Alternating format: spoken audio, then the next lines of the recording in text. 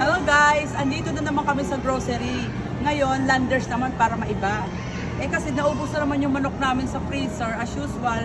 Alam mo na, nag-iisip naman ng nanay kung ano naman ang lulutuin ko para bukas. Kaya ito, may napili na ako. Ito, ayan o. 235. Isa. You're killing Dante's. 1. Mga tatlo na siguro, no? Tatlo.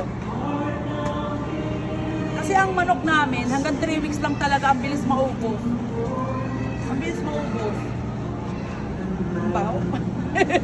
Bango. Aris ka dyan. Ito pa, kuha tayo ng fillet para magagawa ko ng chicken fillet. Bango ako. Mga dalawa. Wait lang, teka muna babudgetin natin. Wait, ang gulo mo eh. Ano ba yan, ma? Okay na to, dalawa.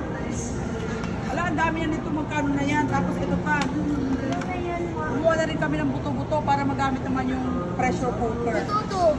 Okay? Yan na lang muna sa ngayon kasi wala tayong budget. Okay?